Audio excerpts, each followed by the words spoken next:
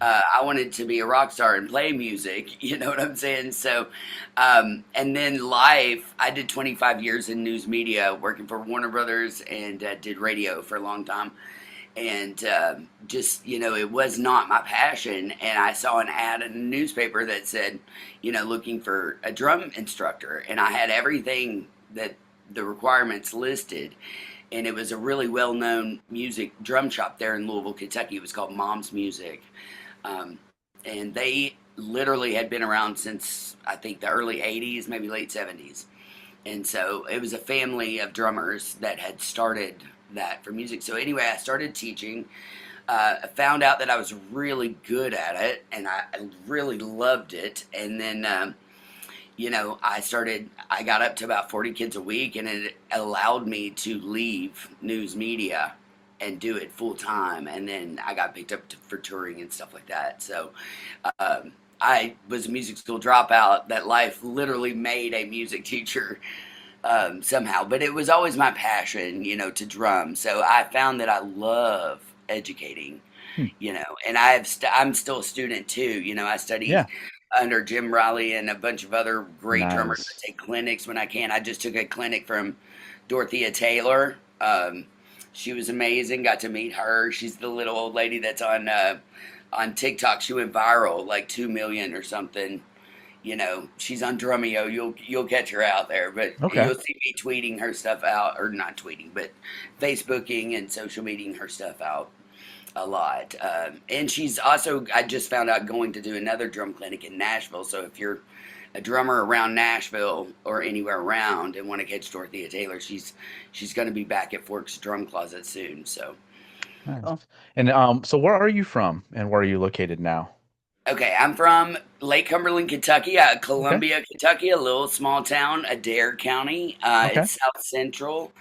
And I lived there for 21 years. We have a very famous marching band that my Okay. dad was in. He marched snare, and I went on to be the pit leader. My sister was in the marching band. My whole family was basically in the marching band. So it was like a tradition thing there. And then I moved to Louisville at 21 in 1999, working for Warner Brothers. I got a big job up there, and I took the job, and it was in TV where I was an editor, and this was back in the Buffy and Dawson's Creek era, so I ran all of those shows as an on-air producer. R.I.P. James Vanderbeek. Yeah. Yeah, exactly. I got to run Buffy and all of Oh. those shows for years, so it was kind of like a dream job. And I had already been in radio, working and having my own show. I don't know why, but the lady loved my voice. It's always been very low, and I can project very loud. So something about my voice, I've been telling, people have been telling me since I was a kid. They loved it. So radio was just an easy fit for me.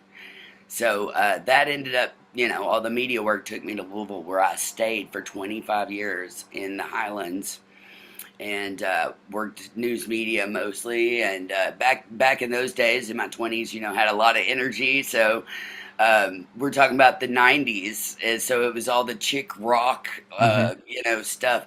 And so I started, an all girl band. I think when I was like 21, I'd been playing in bands prior to that, back in my hometown country southern rock band named White Horse. And and so I just kept playing all the way through, and then eventually, I got to the point where I got asked to do tours, and I did a lot of theater and stuff too there. So Louisville was like my home base for a while. And then I was injured about in 2018 there. I suffered a major spinal cord injury, and you can see they had to slice my throat there. But I have a metal cage that sits right here. Oh my Oh wow. God. I almost severed my spinal cord, and they were afraid I was about to be a or quadriplegic from neck down. What Uh, happened? well, I was attacked in Oh downtown no. Louisville. I was punched several times, and I fell on concrete stairs. And when I fell, my 5, 6, and 7 in my discs almost sliced my spinal cord. Oh my So gosh. it literally was hanging on by about, they said, 10% when I found the neuro. This also carried into COVID during the shutdown. So nobody was taking new patients at the time. It was incredibly hard to find a doctor. But when I did, and I was losing feeling, like the next day after this happened, I had to go to Nashville and I was drumming at Dark Horse Recording Studio. And Okay. I was like, man, I can't feel my arms. Like I couldn't feel my arms. It started there. And then it was, oh, I can't feel my fingers. And then it was, oh, now I can't feel my legs. Like it just kept going. And then my strength, loading drums, right? So Mhm. I've carried 300 pounds of equipment across the country, Oh my basically, God. most drummers have.